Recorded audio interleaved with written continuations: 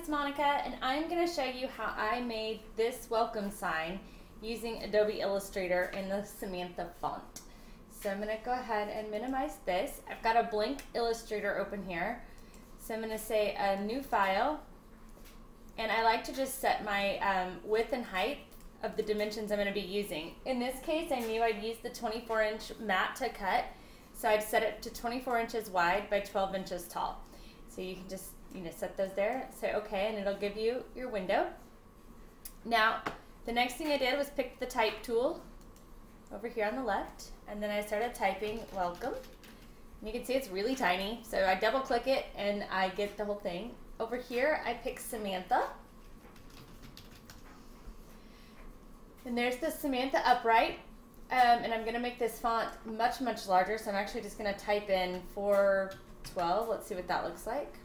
Okay, we can work with that. I'm gonna bring this to the middle of the screen. Now, here's the part where you get all the swirlies, right? So there's a thing called glyphs.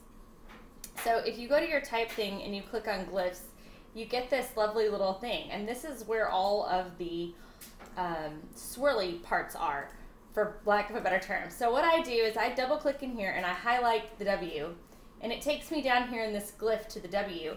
And then I just start double clicking, right? Like, do I like, that's cute. Okay, well now I probably want something on the end, right? So if I highlight the E, it'll take me to the E. So which one of these little E's, let's see, do I like this one? I don't really like that, so I just highlight it again. What about this? Not really. Where's the one I used? There's, this one. It's also got all the accents. And I'm just double clicking, by the way, on this E. Is that the one I used? See, I don't even remember. Oh, nope, it's this one. This is the one I used. So there's that. So you can see now that that's over there. I think I used a different C with a big swirl, like so. I have to keep looking. Nope, the swirl went the other way, and it's on the O.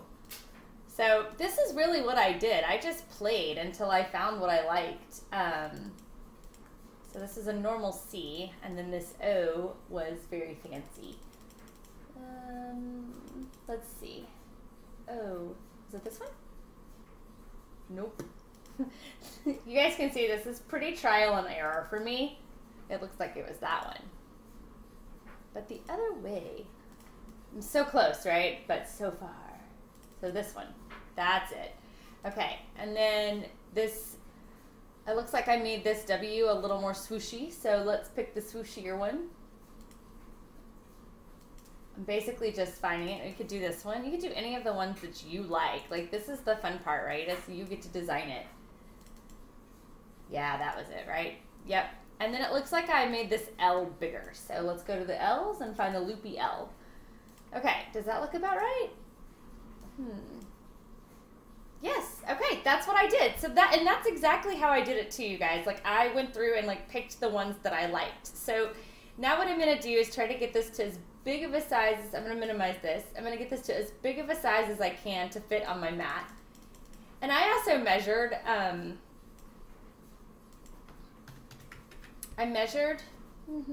let's see. It's my wall. Sorry, I keep saying I measured and then I did something else, but I kept measuring my wall. I don't remember actually what size I made this exactly. I just play with it until it fits. There's probably a more professional way to do that. I just don't know it. So let's see. Let's make it a little bit bigger because it looks like I've got a little extra room. You can also align this. Like, if you click it, there's these align tools. Just make sure you're aligning to the artboard. That's your size. So, and this one apparently doesn't work because I'm going to align to the top because it doesn't really do the middle. But this looks about as big as I can get it. Just take it down a little bit. Now, the next thing that you have to do is to actually make this one thing and convert it to, I don't really all know the technical terms for this, but you have to create it to outlines because the Cricut Explorer doesn't accept fonts. And now what happens is it makes all these little separate things. If you look over here in your layers, you have all these little like separate groups. So what you need to do is actually click while it's highlighted. If you don't have this highlighted, you have to highlight it. Come click this shape builder tool. And then you see how it gets this like little plusy sign and then it goes away? You have to make these all one shape. So you click and you drag it over the parts that you want to add and it will add it to that shape. So then you keep doing that over and over until all the little shapes are one shape. So like for this E, you can barely see it. I'm actually, you can barely see it. It's right there. See this little part that's highlighted? That needs to get connected. So just keep doing this. I'm gonna actually not do one so you guys can see what I'm talking about. But you just keep adding them in until everything is one big design. Now on this one, because there's nothing connecting the M and the E, they're actually not gonna be able to connect to this. Like, or maybe they can. Maybe I just didn't think that they could. So let's get all these. So you can click it and see, right, like I don't have this L connected yet. So I'm gonna connect it to the C. Now over here, you see this little like weird block looky thing?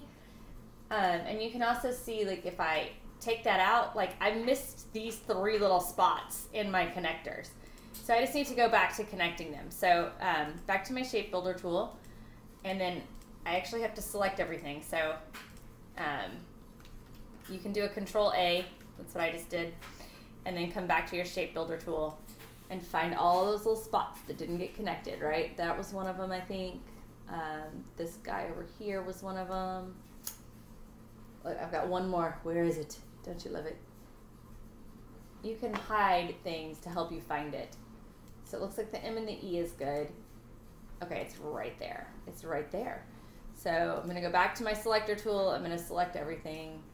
And then I'm gonna shape builder again, and I'm going to shape build this.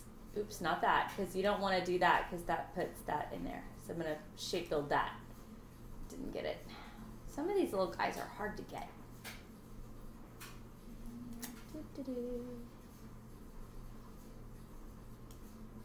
Okay, where is it? Oops. Okay, I see it again. So much fun, right? Shape builder tool. It's like right there.